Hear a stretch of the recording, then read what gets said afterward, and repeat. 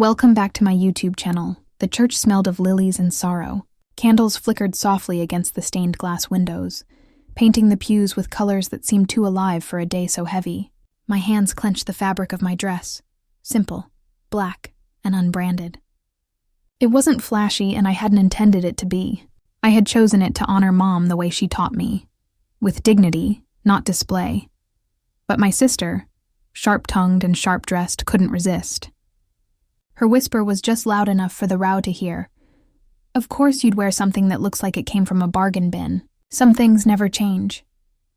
The words sliced deeper than they should have. My cheeks burned, but I didn't respond. Around us, family members shifted uncomfortably. Some hiding smirks, others pitying me. In that moment, I felt like the little girl who was always underestimated, always compared, always falling short in their eyes. But silence, I've learned, is not weakness. It's strategy. What my sister didn't know, what none of them knew, was that the cheap dress on my body was from a collection that had sold out in less than 48 hours in New York, Paris, and Tokyo. What she didn't know was that the very empire she dismissed with her mockery had been built by my own 2 hands, fueled by nights of stitching samples, mornings of rejection emails, and years of being told, fashion isn't for people like you. I remembered Mom's words when I had once come home crying after being laughed at for wearing thrifted clothes in high school. She had lifted my chin and said, "Style isn't about labels. It's about how you carry what you wear, and how you carry yourself." Those words became my mantra. From the cracked apartment floors where I sketched designs by candlelight when the power went out, to the tiny workshop where I hired seamstresses who needed second chances, I built something the world said I couldn't. Piece by piece, risk by risk, I grew my little dream into a $2.4 billion fashion empire. And yet, in this church, surrounded by my own blood, I was still seen as the lesser sister. I could have stood up then. I could have revealed it all, let the truth crash over them like a tidal wave, but I didn't, not then, not at Mom's funeral, because success, real success, doesn't scream, it simply is. Later, as whispers spread and my story inevitably came out, through articles, interviews, the sudden realization that my last name matched the one etched across luxury storefronts. The same relatives who smirked now called me inspiring. My sister's laughter at my expense turned into stunned silence. But by then I had already forgiven her, because the truth is, her mockery wasn't about me. It was about her own insecurities. What I want you to take from this isn't revenge, or the sweet taste of being proven right. It's this: never let someone else's perception define your worth. People will laugh, they will doubt, they will mock. Let them, use it. Let their disbelief become your fire. Because one day, the very things they once ridiculed you for may become the empire you build. And when that day comes, you won't need to announce it. Your work, your resilience, your legacy, it will speak for itself. So wear your cheap clothes.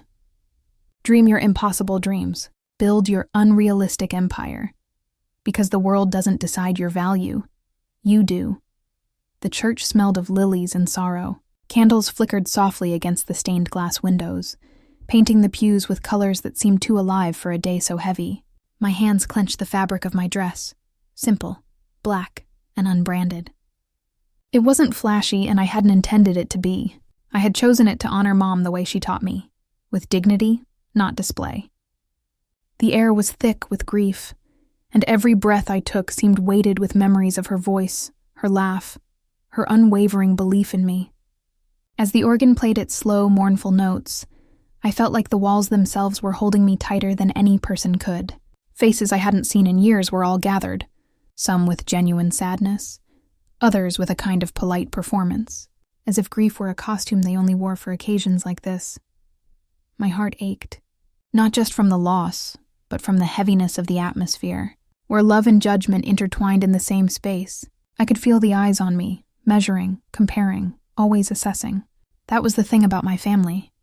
Every gathering was an unspoken competition, even when we should have been united by grief. And there I sat, wishing only to mourn my mother quietly, to honor her in my own way, yet knowing that in this room, silence was never left untouched. But my sister, sharp-tongued and sharp-dressed, couldn't resist. Her whisper was just loud enough for the row to hear, the kind of cutting remark designed to sting and humiliate. Of course, you'd wear something that looks like it came from a bargain bin. Some things never change.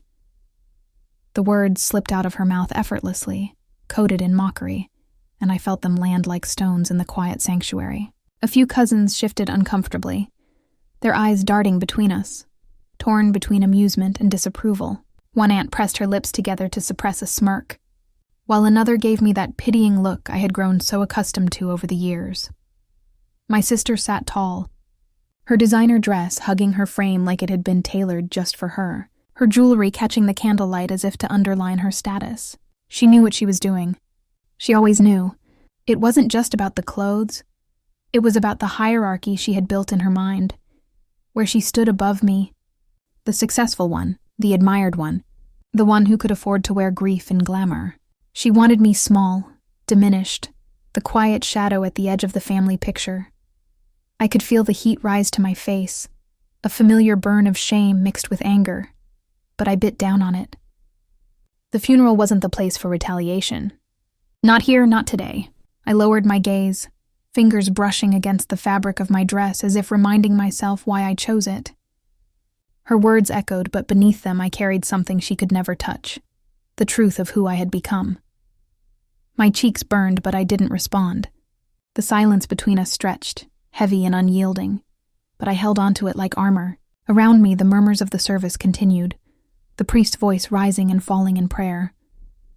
But my mind lingered on her words, replaying them over and over.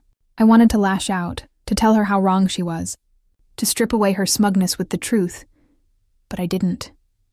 I kept my mouth closed, not out of fear, but out of choice. There's a certain power in restraint, in knowing you don't need to defend yourself to those who have already decided who you are. My sister thought her words had reduced me, that she had won some invisible contest. But what she didn't understand was that silence can be louder than any retort.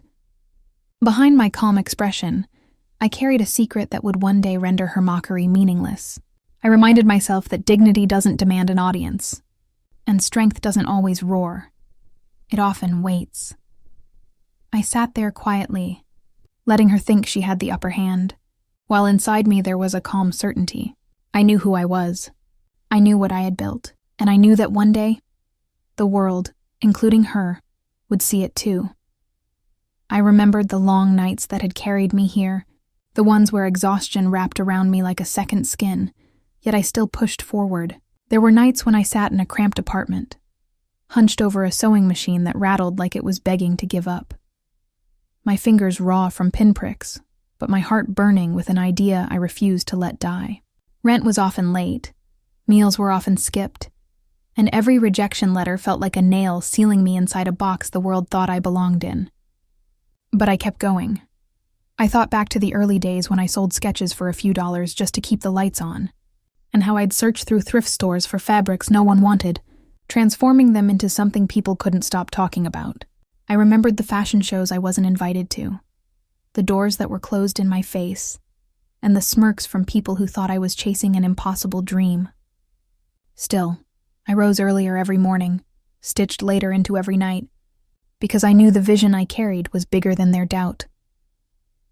My journey was not a straight road, but a winding one, paved with failure, heartbreak, and moments where walking away would have been the easier choice. Yet through every stumble, I carried Mom's words.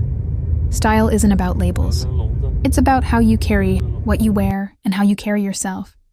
Those words became the thread holding me together when everything else tried to pull me apart. What my sister didn't know, what none of them knew, was that the dress she sneered at was not just a cheap piece of fabric. It was one of mine. It belonged to a collection I had released under a label I deliberately kept detached from my family name, a label that had taken the fashion world by storm. That very dress had sold out within hours in cities like New York, Paris, and Tokyo. Celebrities had worn it on red carpets, models had strutted it down runways, and critics had praised its understated elegance. To her it looked plain. To the world it was art. What she didn't know was that behind closed doors, while she bragged about promotions and purses, I had built something staggering, a global fashion empire valued at $2.4 billion, and I had done it quietly, without parading it at family dinners or flashing it across social media. Every store that carried my brand, every magazine spread, every sold-out collection was a piece of me, stitched with determination, resilience, and vision. Yet to my family, I was still the one who never quite measured up. I had grown comfortable in their blindness. There was a strange freedom in being underestimated. It gave me space to work, to dream, to create without the weight of their expectations. And so I let them talk, let them laugh, let them dismiss me, while all the while, I was building something none of them could even imagine. Later, when the truth began to trickle into their world, the shift was almost palpable. It started small, an aunt casually mentioning she had seen my brand featured in a magazine, a cousin recognizing the label on a storefront in Milan, whispers connecting the dots between the name in bold letters and the quiet sister they had always dismissed. Soon enough, it was undeniable. The family who once smirked at my cheap clothes realized they had been mocking the very architect of an empire they could barely comprehend. My sister, the one so quick to belittle me in front of others, could no longer hide her shock when she saw my face on a television interview.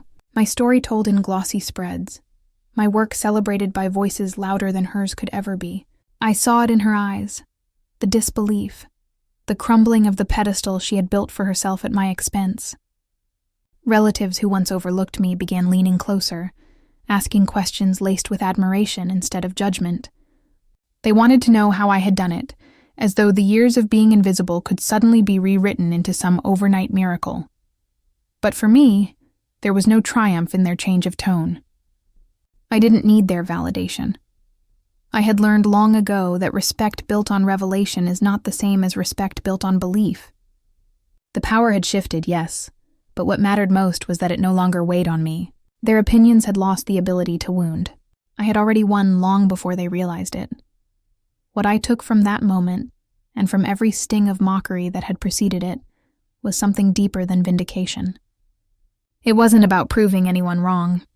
It was about proving myself right. I understood then that people will always measure you by the yardstick of their own limitations, and if you let them, their narrow vision will shrink your dreams until they no longer fit you. But if you hold fast to your own vision, if you carry it with stubborn faith, it can grow into something so vast it silences every doubt without you ever needing to raise your voice. My mother's words still echoed in me. Style is not in the label, it is in the bearing. And I realized that had been the thread not just of my career, but of my life.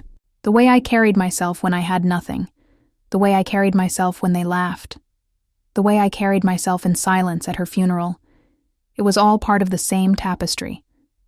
Success was never about glitter or applause. It was about resilience stitched into the fabric of who I was. So when people ask me now how I built a $2.4 billion fashion empire, I tell them this.